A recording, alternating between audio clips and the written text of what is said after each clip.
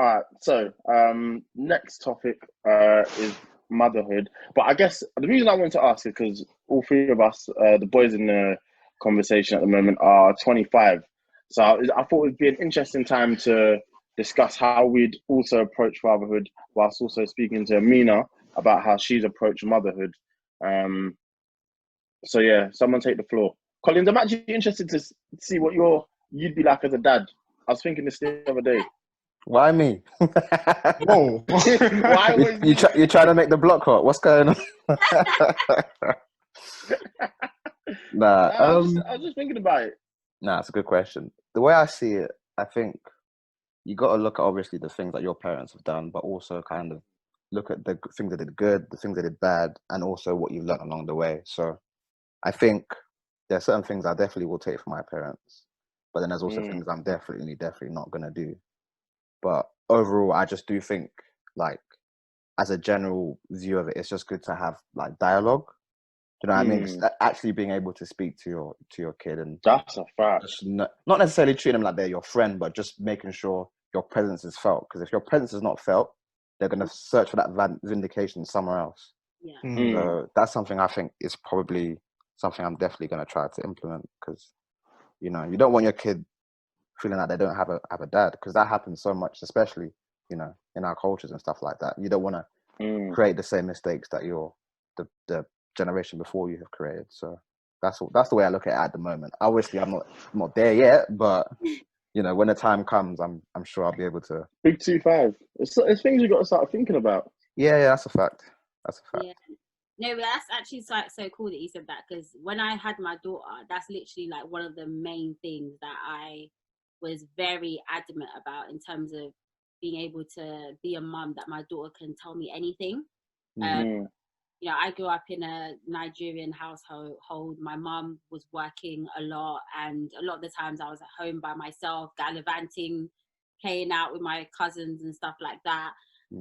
So my mum wasn't very like open in terms of me being able to talk to her about stuff, especially things like sex and stuff like that. Although she was quite comfortable with me having a boyfriend until I got pregnant. We never had that sex conversation. I think the first time we spoke about sex, this is after she already knew I had a boyfriend, which is my daughter's dad, and I was in the kitchen just loading the washing machine or something like that, and she just walked in and she was like, "You better not be having any sex." And I was like, no. And then that was it. That was the conversation. Meanwhile, I already lost my virginity at that point. You know what I mean? So yeah, that was the conversation about sex between me and my mum. That was it. So when I had my daughter, I was very much like, okay, I grew up knowing, I knew my mum loved me and everything like that, and she was very much hardworking. But I didn't get that emotional relationship from her the way that I would have liked. So with my daughter, I always wanted to encourage her to be able to talk to me about stuff and have that connection, even before she was even able to put sentences together. When I used to pick her up from nursery, and she would just be like, how babies will just be like little toddlers, just be babbling on about stuff, and I'll ask her how was your day at nursery? I don't know what the hell she's talking about, but I'll just let her just talk. Just talking. On in her little baby language, and just trying to put sentences together, but I just let her talk. So I kind of continued that as she was, going to, primary school, secondary school, and now she's in sixth form. And she's always been quite chatty anyway. She's a very chatty kind of girl. So she would just naturally just tell me stuff. She would just oh, mum, when she comes in from school, or even if she doesn't have school and it's a weekend and she's gone out with her friends, when she comes in, she's like, oh, mum, so this is what happened, yeah? She's already ready to tell me whatever it is that she wants to tell me without me really having to ask her. And I think that's so important, because, as much as she might have her friends and her peers to talk to about certain things, she's at a point where she feels like, okay, I can talk to my friends about this, but I really want to know what my mum's got to say about it. I really want to get my mum's thoughts on this as well. And that's what I do love that about our relationship, and how she views me as her mum, that regardless of, you know, if she Googles something that she's like, you know, not sure of, or, you know, it could be small things like, you know, her wanting to buy a top and or a product, and she's read the reviews online, and then she's asked her friends. She'll still come and ask me that, oh, Mum, what do you think about this? Do you know what I mean? There's just the little things that relate into bigger, serious things when it comes to more of the awkward conversations as well. So yeah, I think that's super, super important. Just important to have a dialogue with them, really, isn't it? Or at least, you know, be able to speak to them. Eman, what about you? How do you think you're going to approach fatherhood? Well, what's been going on for the past, I would say for like mainly half of this year, my dad will get a group of his friends, and we'll just have like a regular meeting. And these are like certain topics that we'll be talking about, like fatherhood, marriage, growing up with your kids, how to raise your, like just normal conversations, but just for the men. So from like my dad's response about like the way I would answer questions, he's very positive on how I would raise up kids. But then again, like it's uncharted territory for me. It's uncharted, yeah. It's not something you can ever prepare yourself for, really, is it? It's not. No, you definitely have an idea. So, for example, what Collins has said, I mean, it's pretty much, you know, there are some things I'll definitely implement, and there's some things I definitely will not. Do you know what I'm saying? You know, I'll probably be a cool dad. I mean, there's certain information that I'm even looking at, like when they're speaking about like certain figures in the hip hop industry, especially when they're speaking about fatherhood. Some of them are just saying like, yeah, like when he's my child, when he's in my house, he's my best mate, you know, but the moment he leaves my house, he's got to leave my house and become his own man. So I'll have to take that into perspective, because of course you're raising up children, you know, to the best that you can, but more importantly, you're raising up to go into the world to be their own. Do you know what I'm saying? So for the women, you have to raise them up to make sure that they can take care of themselves. The men, they can definitely take care of themselves, so they can take care, you know, of other responsibilities. So such as if they were to go on and have family. Do you know what I'm saying? So those things will have to be in the very foundation in the very beginning, like installed in my kids.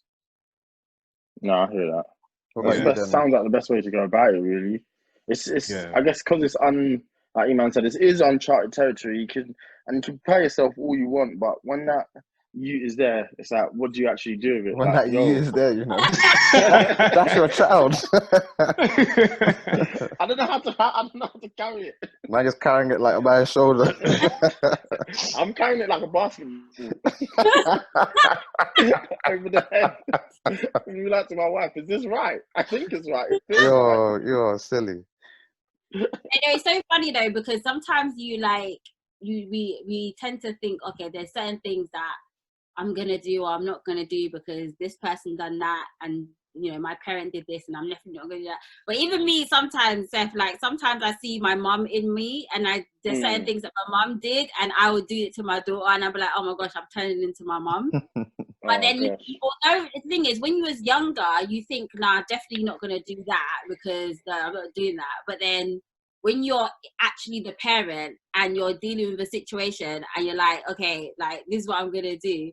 You do tend to sometimes do things that your parents did because when they did it worked. Younger, you didn't understand why they were being like that, but it kind of worked. And then now that you're in their shoes, you're like, no, actually, I'm going to do that because I know that it actually works. Do you know what I mean? Like, obviously, not everything, not like the toxic stuff or anything like that, but there is certain like tricks that our parents did have that actually we might not like subconsciously know that it worked. But it's even, I think the older you get as well, you notice things that it might have been jarring at the time, like, I just want to go out and be with my friends, and they'll give you a curfew and be like, oh, please be back by 11. And I'm a big man, I can handle myself at 16. But you know why they were like, you can see, it's kind of scary to be like, yo, he's out past 11 on his own or with his friends. Like, you don't really know what they're getting up to. You don't, like, it's late, X, Y, and Z. And I think you start to realize that, okay, I see where they were coming from. Like, they weren't just trying to be jarring for jarring's sake. Yeah. Actually trying to protect you at the same time. or when they tell you not to like hang around certain friends or certain people, stuff like that. Like I find Better myself not be in bad gang. Yeah, exactly. What exactly. gang is good? When my daughter started secondary school, I was very much like that parent that was like, okay, you have to be careful with the friends that you pick and the friends that you roll with, and the kind of energy that they're giving off and their attitude towards schooling and education. Like, you have to take these things on board, because you can't just like allow It's a very slippery slope. Guide you in the wrong direction. It's actually a very real thing. So yeah, some things that our parents did were for our protection, even though we didn't realize that was the case at the time. We kind of just felt, oh, you're trying to stop my fun. But have you had that moment? Sorry, have you had that moment where you told your daughter, when I was your age? Well, yes. Literally, I definitely had that moment. There was, I think, because like, I don't know if I was like coddling her or like being a little bit too overprotective over her, or just a little bit like weary about her going out with her friends or going certain places or doing certain things. But I would kind of, I think it was kind of me correcting myself, because I would say to her, like, when I was 7, my mum was sending me to Sainsbury's to go do the food shop for the house. At 7 years old, I'll get on the bus. And this is in Hackney, okay? This is Hackney back in the day, not Hackney now, that's gentrified. Yeah, crazy. The ghetto, back in the day, I would be able to like get on the bus as a 7, 8, 9-year-old, go do the shopping for the house and come back with no problems. But it's not the same now. Like, I can't send a 7-year-old to the shops like just anyhow nowadays, because there's so much madness going on right now. So when my daughter was getting older and she wanted to like, you know, go out with her friends or do this or do that, I was very like I don't know, I'm scared, like let's not do that just yet, like calm down, where you went, like that's too soon, I'm not ready for that part of your growing up yet. So I kind of had to like, you know, calm down and kind of release the reins a little bit, because you don't want to overdo it to the point where they have no street smarts at all. That's a fact. You know? Yeah. That balance of, okay, you can't protect them too much, because then when something does happen in the street, they don't know how to handle themselves, or they don't have a quick enough reaction to know what to do. So I've had to like get to a point where I'm just like, okay, you know what, I have to let her go out there and, you know, experience what she needs to experience, and also teach her the tools to know how to, you know, look after herself at the same time, as opposed to just locking her in the house forever, you know. I get that. No, I think that's the best approach to it, really. And I think everyone said very interesting things on how they will approach it. It's just, yeah, again, it's just uncharted territory, but I think it's fair to say you've done a very good job in raising your daughter. So, yeah, but it's just interesting to get someone else's opinion, because I think this is the first time we've had someone who is a parent on the show. So it was just something I wanted to speak about, and especially because, you know, it's no secret, we're getting older. You even go, every time I go on Facebook, I feel like someone else has had a kid. Like, literally, I put in the group chat, can't believe this guy's had a kid. He was a nutter in school, but he's now a dad. So yeah, I think for guys, it's really important to be like what Colin said initially, to be present, and make that a priority, to be present in your child's life, whether you're going to, especially in our culture as well, because I feel like a lot of dads feel like, well, you know, I put food on the table, I put clothes on your back, what else? Yeah, what more do you need? Definitely. I think that's why, although I'm a single parent, I'm not with my daughter's dad, we've not been together since she was 2 years old, and she's 17 now, but she has a great relationship with her dad regardless. Like, they're really close, they literally speak to each other on the phone every day, and spends a lot of time with her dad, especially on the weekends when she's not at school. So her dad has been able to still be present, even though he's not me in the relationship, but he's still doing what he needs to do as her dad. You can't put a price on that.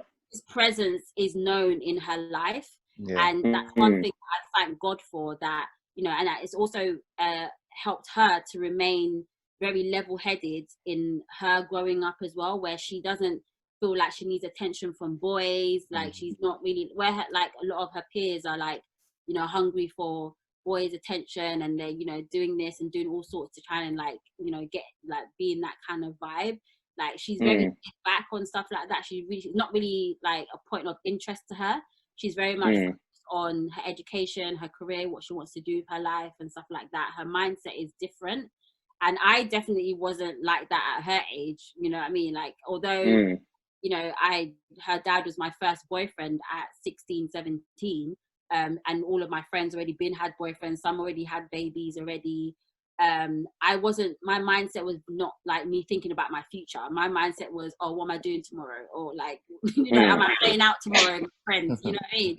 Whereas she, and I think a lot of children in this generation are very like focused on their future, because they've got all these examples around them, and all this technology and things available to them that are kind of pushing them to want to think about their future and what they want to do with their lives and stuff like that.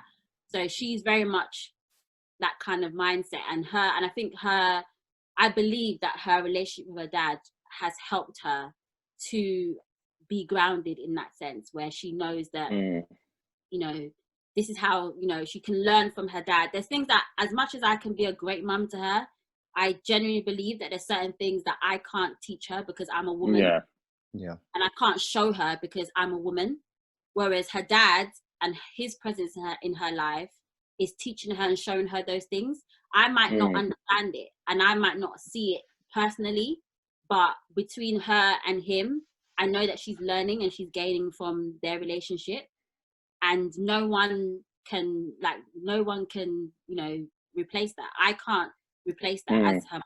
There's things that she'll learn from me because I'm a woman and she's a woman, but there's things that she will learn and understand from her relationship with her dad because he's a man. And there's nothing I can't take that position. Yeah, really no, that makes sense. Very well said as well, I have to add.